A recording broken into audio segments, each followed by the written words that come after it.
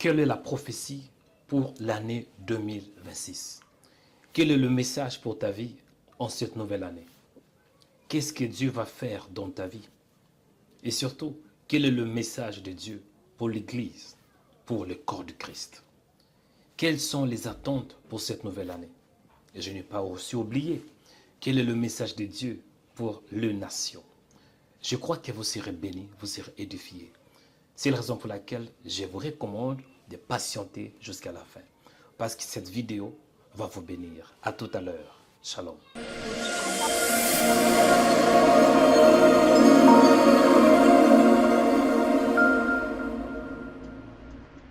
Bienvenue dans cette nouvelle vidéo et vous êtes connecté au bon endroit et au bon moment. Bienvenue dans ma page de Joël Onekanda. Je suis votre frère dans le Seigneur, Joël Onekanda. Je crois que vous serez richement bénis. Avant que j'entre dans la profondeur, aimez cette vidéo, partagez-la et ne manquez pas de laisser un commentaire. Si c'est pour la première fois que vous êtes connecté, je vous recommande de vous abonner. Abonnez-vous en cliquant sur la cloche s'abonner. C'est alors que vous allez recevoir des notifications chaque fois qu'il y aura une nouvelle vidéo. Bien-aimé, tant qu'abonné, tu seras informé et tu seras notifié chaque fois qu'il y aura une nouvelle vidéo. C'est parti. Quelle est la prophétie pour cette année 2026? Quel est le message de Dieu pour ta vie? Quel est le message de Dieu pour le corps du Christ? Et surtout, quel est le message de Dieu pour les nations? Je crois que vous serez richement bénis. Avant tout d'abord d'entrer dans la profondeur, on doit commencer à définir la prophétie à la lumière de la parole. Lorsqu'on parle de la prophétie, cela veut dire parler sous l'inspiration de Dieu. Quand on parle de la prophétie, cela veut dire c'est un homme qui parle. Il libère un discours, mais ce discours est sous l'inspiration de Dieu. En d'autres termes, il reçoit le souffle de l'esprit pour qu'il parle avec précision. Ici, je ne vais pas parler mes propres paroles, mais je vais m'appuyer dans la parole et je crois que ça sera sous l'inspiration du Saint-Esprit. Il est dit que c'est poussé par le Saint-Esprit que les hommes ont parlé de la part du Seigneur. Bien-aimés dans le Seigneur, tout d'abord, la prophétie signifie parler sous l'inspiration de Dieu. Déclarer sous l'inspiration de Dieu. En d'autres termes, tu parles, mais c'est le Seigneur qui est au centre de ce message. Qu'est-ce qui va arriver en 2026? On peut se poser la question. Tout d'abord, je dois être clair. Je ne veux pas donner des prophéties sans appui biblique. Je ne veux pas flatter en disant 2026, c'est l'année de gloire. 2026, c'est l'année de puissance. 2026, c'est l'année de succès. 2026, non. En fait, à un moment donné, on doit commencer à se poser des questions. On a déclaré, on a annoncé ainsi qu'on sort. Mais est-ce que ces paroles sont devenues de réalité? Au contraire, depuis le Covid, le monde est en train d'aller de pire en pire. Je dis depuis le Covid, bien-aimés. Analysez vous-même ce qui se passe dans le monde. Regardez vous-même ce qui se passe dans le monde. Les choses ne vont pas de mieux en mieux, au contraire. Les choses sont pires. Et je crois qu'à un moment donné, on doit se réveiller un peu dans cette illusion en disant que cette année, bonne année. Cette année, année de gloire. Cette année, année de prospérité. Non. Je crois que cette année, ça sera parmi les années les plus dures. Ça sera une année très très dure. Et c'est la raison pour laquelle prépare-toi et serre ta ceinture. Bien-aimé dans le Seigneur, que dit la Bible sur la prophétie? Au lieu que moi je donne une prophétie, c'est mieux de s'appuyer dans la parole. Parce que le prophète par excellence, c'est Jésus de Nazareth. Il a tout prédit. Il a tout prédit. Moi je prends seulement ce qu'il a dit et je vous l'annonce. Amen. Matthieu chapitre 24, verset 1. Que dit la Bible? Comme Jésus s'en est allé au sortir du temple, ses disciples s'approchèrent pour lui en faire remarquer les constructions. Mais il leur dit, voyez-vous tout cela? Je vous l'ai dit en vérité. Il ne restera pas ici pierre sur pierre qui ne soit renversé. Jésus, il est en train de parler. Et Jésus, il est en train de s'approcher de ses disciples. Il est en train de leur faire voir la beauté de la construction du temple de Jérusalem. Mais après, il dit une prophétie, déjà, il leur dit ainsi, voyez-vous cela, il ne restera pas ici pierre sur pierre qui ne soit renversé. Après, il est écrit dans le verset 3, Il s'assit sur la montagne des Oliviers et les disciples vinrent en particulier lui poser cette question. Dis-nous, quand cela arrivera-t-il? Et quel sera le signe de ton avènement et la fin du monde? Il y a 3 questions à retenir. La première question, quand cela arrivera-t-il? La première question, il voulait savoir quand est-ce qu'il y aura la destruction du temple de Jérusalem. La deuxième question, quel est le signe de ton avènement? En d'autres termes, quel est le signe qui montre que tu seras de retour? Et la dernière question, les signes de la fin du monde. En ce qui concerne la destruction du temple, c'était une prophétie que Jésus avait annoncée. Cette prophétie était accomplie en l'an 70, où on voit il y avait un empereur romain. Qu'est-ce qu'il avait fait? Cet empereur romain, il avait pris en otage la ville de Jérusalem et il avait détruit complètement. En l'an 70, cet empereur romain avait détruit, j'ai oublié les noms, je pense que le nom c'est Titus. Voilà. Cette prophétie fut accomplie en l'an 70 par Titus, qui était un empereur romain. Il avait envahi la ville de Jérusalem et il avait détruit le temple que Salomon avait bâti. Et à partir de là, nous pouvons voir que la prophétie de Jésus était déjà accomplie. Maintenant, il y avait la deuxième question.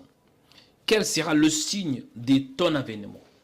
C'est là où je voudrais m'asseoir pour savoir un peu qu'est-ce qui va se passer en 2026 en m'appuyant sur les prophéties de Jésus. Il commence premièrement. Jésus leur répondit, prenez garde que personne ne vous séduise. Bref, Jésus commence à annoncer des choses à venir. La prophétie, c'est lorsqu'on parle sous l'inspiration de Dieu. Et la prophétie touche souvent le futur. Et ce qui s'est passé ici, c'était plus de 2000 ans passés. Et je crois que la parole de Dieu est immuable. Bien-aimé dans le Seigneur, on peut se poser la question, pourquoi est-ce que je m'appuie sur la parole au lieu que je puisse donner peut-être mes propres pensées? Non, je ne pense pas, c'est une bonne idée. La Bible déclare dans Matthieu, chapitre 24, verset 36, 35, « Le ciel et la terre passeront, mais mes paroles ne passeront point. » C'est que le Seigneur Jésus a dit. Même si c'est 2000 ans passés, même si c'est 2025 ans passés, tôt ou tard, ça finira de s'accomplir. Aujourd'hui, je vais vous parler des 7 prophéties que je crois qui vont s'accomplir en 2026. Serrez vos ceintures parce que nous allons entrer dans la profondeur. Première prophétie. Qu'est-ce qui va se passer en 2026? Voici ce que moi je crois. Matthieu chapitre 24, verset 4. Il est dit, Jésus leur répondit, prenez garde que personne ne vous séduise. Verset 5. Car plusieurs viendront sous mon nom, disant que c'est moi qui suis le Christ, et ils séduiront beaucoup de gens. La première prophétie pour cette année 2026. Écoutez, la première prophétie pour 2026, c'est la séduction au nom de Jésus. Ici, on ne parlait pas de la séduction au milieu de païens. Non, ce n'est pas au milieu de païens. Jésus s'est adressé à ses disciples. En d'autres termes, la séduction va toucher ceux qui suivent Jésus. Il est écrit, prenez garde que personne ne vous séduise, car plusieurs viendront sous mon nom. C'est que tu dois retenir en cette année. Prends garde mon frère, prends garde ma soeur, pour que tu ne sois pas séduit, parce que plusieurs viendront au nom de Christ, en disant que c'est moi qui est l'homme le plus fort, en disant que c'est moi qui est le Christ. Cela veut dire c'est moi qui est loin du Seigneur. Ils vont même porter le nom de Christ. Je suis l'homme le tout-puissant. Je suis le pasteur le plus élevé. Je suis le prophète de la francophonie. Je suis l'apôtre de la francophonie. Je suis le prophète, l'évangéliste de la francophonie. Je suis l'évangéliste de l'Afrique. Je suis l'apôtre de l'Europe. Il faut faire attention avec ce genre de personnes. La Bible déclare qu'ils vont porter mon nom. Ils vont séduire beaucoup de gens. Première prophétie que je crois qui va s'accomplir en 2026, c'est la séduction au nom de Jésus. Beaucoup de gens vont séduire plusieurs disciples sous le nom de Jésus. Deuxième prophétie que je crois qui va s'accomplir en 2026. Que dit la Bible? Matthieu, chapitre 24, verset 6. Vous entendrez parler de guerre et de menaces de guerre. Attention, ne vous laissez pas troubler par ces nouvelles, car cela doit arriver, mais ce ne sera pas encore la fin. Deuxième prophétie, les guerres et le menace des guerres. Donc, il ne faut pas croire que 2026, ça sera une année de gloire. Non. Il ne faut pas croire que 2026, ça sera une année de puissance. Non. Il ne faut pas croire que 2026, ça sera une année de succès. Non. Ça sera une année très difficile. Et voici ce que le Seigneur Jésus avait annoncé. Les guerres et le menace des guerres. Un exemple que je peux vous donner, c'est ce qui va arriver. Il y a déjà la guerre entre la Russie et l'Ukraine. Et je crois, ça ce n'est pas une prophétie, mais moi je crois avec l'œil spirituel que c'est la Russie qui finira de gagner cette guerre. À part ça, on voit aussi le conflit entre le Congo et le Rwanda. Il y a en réalité le conflit avec M23 et le gouvernement congolais. Je ne pense pas que les choses vont s'améliorer. Je crois, je ne dis pas que c'est une prophétie, je crois que la situation va devenir de pire en pire. Pourquoi? Parce que le Seigneur Jésus avait annoncé au temps de la fin, plusieurs bien-aimés. Il y aura plusieurs nations qui vont s'élever contre d'autres nations. On voit par exemple la Chine et le Taïwan. Ça, ce n'est pas la guerre, mais on voit de menaces de guerre parce que la Chine est en train d'exercer de répétitions à plusieurs reprises. La Chine est en train de se préparer comme s'ils vont entrer dans une guerre. Je crois, bien-aimé, cette année 2026, ça ne sera pas du tout facile. Je peux aller plus loin. En cette année, il y aura un président d'une grande nation qui va mourir. Je répète, en cette année 2026, il y aura un président d'une très grande nation qui va mourir. Pendant que j'ai prié dans mon esprit, je vis cela. Je répète, en cette année, il y aura un président d'une très grande nation. Parmi les 5 nations les plus puissantes, ce président sera là. C'est un président très puissant. En 2026, ce président va mourir. Et ça va bouleverser, ça va basculer plusieurs nations. Troisième prophétie que je crois qui va arriver en 2026. Que dit la Bible? Matthieu chapitre 24, verset 7. Il y aura en divers lieux des famines et des tremblements de terre. Des famines et des tremblements de terre en divers lieux. Donc, dans la troisième prophétie, il y aura des famines et des tremblements de terre. Au Sud-Soudan, on voit qu'il y a beaucoup de problèmes alimentaires. Il y a la famine qui frappe les Sud-Soudan. Et ce n'est pas facile. Et moi, je crois qu'il y aura aussi, à un moment donné, je crois, la pénurie alimentaire en Europe. Je crois que la pénurie alimentaire, ça va aussi frapper, non que l'Europe, surtout la France. Ce sont des choses qui vont arriver. Raison pour laquelle, peuple de Dieu, il ne faut pas qu'on vous montre par des illusions. Il ne faut pas qu'on vous montre par de fausses prophéties. Mais il faut regarder la parole. Ces choses vont certainement s'accomplir.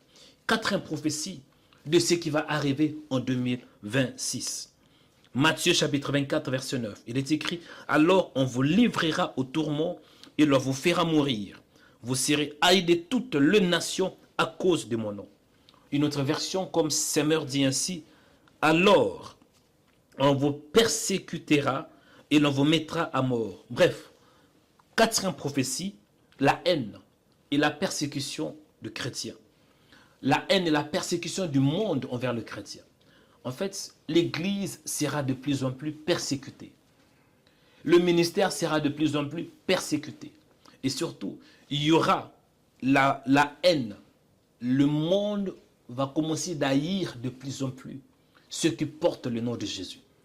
Donc en 2026, en disant que tu es chrétien, tu vas automatiquement déclarer la haine et la persécution contre toi. Donc en 2026, il y aura une forte persécution. Déjà là, on voit en Corée du Nord, on voit en Afrique, on voit aux pays arabes, ce n'est pas facile, mais ça va augmenter de plus en plus, même en Europe. La haine et la persécution, c'est ce qui va se passer. Et surtout, l'Église sera de plus en plus dans la persécution. Cela veut dire, si vous êtes dans une église, préparez-vous à la persécution. Préparez-vous, bien-aimés. Les choses horribles vont arriver en 2026. Apocalypse, ou bien cinquième prophétie, pardon. Matthieu chapitre 24, verset 10. Alors plusieurs succomberont et se trahiront et se haïront les uns et les autres. Donc on voit déjà l'apostasie et la trahison parmi les disciples de Jésus-Christ. Beaucoup vont abandonner la foi. Beaucoup de disciples, beaucoup de soi-disant chrétiens, ils vont arriver à un niveau où ils vont se poser la question, non, c'est trop. Je suis fatigué. Je ne peux pas continuer de croire. Je préfère de retourner dans le monde. Il y aura l'apostasie. Cela veut dire l'abandon de la foi. Beaucoup vont abandonner la foi. Et surtout, beaucoup vont se sentir trahis. Il y aura la trahison dans l'église. Il y aura de faux frères, de fausses sœurs qui vont s'élever. Bref, prépare-toi à la trahison parmi des soi-disant disciples de Jésus. Prépare-toi à la jalousie dans l'église. Prépare-toi à la méchanceté dans l'église. Il y a déjà la méchanceté, mais ça va augmenter de plus en plus.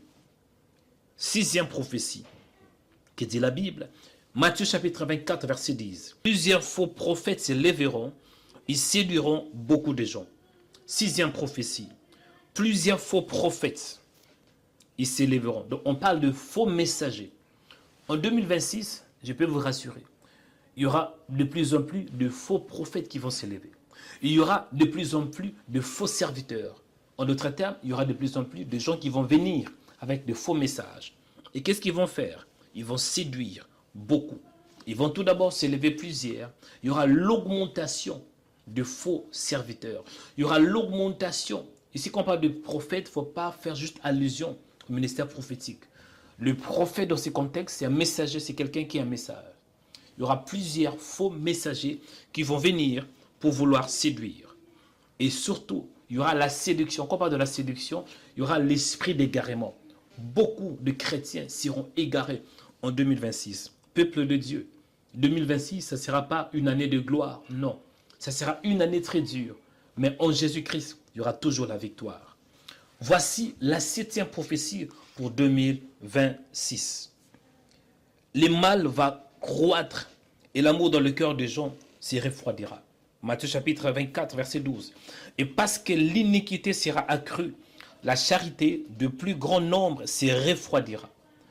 La version Semeur dit, parce que le mal ne cessera de croître, l'amour du plus grand nombre se refroidira. Bien-aimé, cela veut dire qu'on va voir la méchanceté parmi les chrétiens. Pourquoi? Parce que l'amour, l'iniquité va croître. Le mal ne cessera de croître. Et quand le mal ne cesse de croître, c'est qu'il y aura de plus en plus des hommes jaloux, de frères jaloux, de frères méchants, de sœurs méchantes, de sœurs envieuses. Il y aura la méchanceté, la jalousie, de sœurs sorcières, de frères sorciers. Donc bref, ils vont s'élever dans l'église. Dans l'église, il y aura de plus en plus des hommes méchants. Ce que je vous dis, c'est la vérité. C'est ce que Jésus avait annoncé. C'est quoi alors la solution? Je ne suis pas un prophète de malheur, mais je dis néanmoins la vérité. C'est quoi alors la solution? Voici les 5 points à retenir pour que tu arrives à surmonter les difficultés qui vont se passer en 2026. Qu'est-ce que tu vas faire pour que tu arrives à surmonter, à vaincre ces difficultés? Premier point à retenir. Première solution. La repentance. Dis la repentance. Nous devons changer notre manière de vivre. Nous devons changer notre manière de voir des choses. En d'autres termes, il nous faut un changement radical. C'est ça qu'on appelle la repentance. Nous devons nous repentir de l'idolâtrie. Nous devons nous repentir des mauvaises habitudes. Nous devons nous repentir de la mauvaise mentalité. Nous devons nous repentir, bien aimé, de certaines choses qu'on a pratiquées en 2025 et de vivre selon les pensées, bien la pensée de Christ. Deuxième point, nous devons être enracinés et inébranlables en Christ. En d'autres termes, nous devons avoir une foi solide, une foi qui nous permettra à surmonter, une foi qui nous permettra à résister au diable, à résister à la persécution. Nous devons être enracinés dans la parole de Dieu et être inébranlables à lui seul, le Christ. Lorsque tu es inébranlable, on peut te combattre, mais tu vas toujours t'en sortir. Pourquoi? Parce que ta racine ne dépend pas de l'homme, mais ta racine est sous la couverture du Saint-Esprit. Troisième point à retenir, la prière. Nous devons beaucoup prier pour que nous puissions arriver à surmonter. Tu dois passer beaucoup de temps dans la présence de Dieu. En fait, tu dois toi-même développer ton intimité avec le Seigneur. Moi, je ne crois pas qu'il y aura un grand réveil avant que le Seigneur Jésus revienne. Non, au contraire, l'apostasie. Et en ce qui concerne le salut est individuel. Tu dois toi-même développer ton intimité avec le Seigneur. Quand tu étais né dans ce monde, tu étais né seul. Et lorsque tu partiras seul. Et quand tu seras en face de Jésus, pour être jugé, tu seras jugé seul. Raison pour laquelle, prends ta vie de prière au sérieux. Amen. Quatrième point, la bonne nouvelle de Jésus sera proclamée. Je crois qu'en cette année, malgré tout ce qu'on peut voir, malgré tout ce qui peut arriver, mais la bonne nouvelle de Jésus doit être prêchée. Annonce la bonne nouvelle de Jésus. Il est écrit dans Matthieu 24, verset 13. Cette bonne nouvelle du royaume sera prêchée dans le monde entier pour servir de témoignage à toutes les nations. Alors viendra la fin. Donc la bonne nouvelle de Jésus sera prêchée. Fais partie, bien-aimé, de cette prédication, de cette évangélisation. Annonce la bonne nouvelle dans ta famille. Annonce la bonne nouvelle dans ta maison. Annonce la bonne nouvelle à tes amis. Fais de ton mieux pour annoncer la bonne nouvelle de Jésus-Christ. Dernier point, comment faire pour surmonter des épreuves en 2026? Tu dois te préparer pour le retour de Christ. Amen. Prépare-toi pour le retour de Christ. En fait, pour que Jésus arrive, il faut que nous puissions commencer à vouloir, à désirer d'aller au ciel. C'est la raison pour laquelle Dieu, il doit permettre que le malheur arrive sur la terre. Tant que tout ira bien sur la terre, tant que tu seras calme, pas de persécutions, pas de combats, tout est à l'aise. Tu ne vas pas vouloir que le Seigneur Jésus revienne. Mais lorsque tu as des combats, lorsque tu es au bout, lorsque tu te sens persécuté, oppressé, lorsque tu vois que non, Seigneur, je suis fatigué, c'est alors que Jésus, le fait qu'il t'aime beaucoup, il sera dans l'obligation de venir. Quand est-ce que Jésus viendra? Je ne dis pas qu'il viendra en 2026, parce que nous ne connaissons ni l'heure ni les jours. Mais néanmoins, nous devons nous préparer. Nous devons commencer à dire, Seigneur, c'est bien que je suis dans ce monde, mais s'il te plaît, viens, j'ai besoin de toi. Je préfère d'aller au ciel. Il doit arriver à un niveau dans ta vie où tu commences à désirer d'aller au ciel.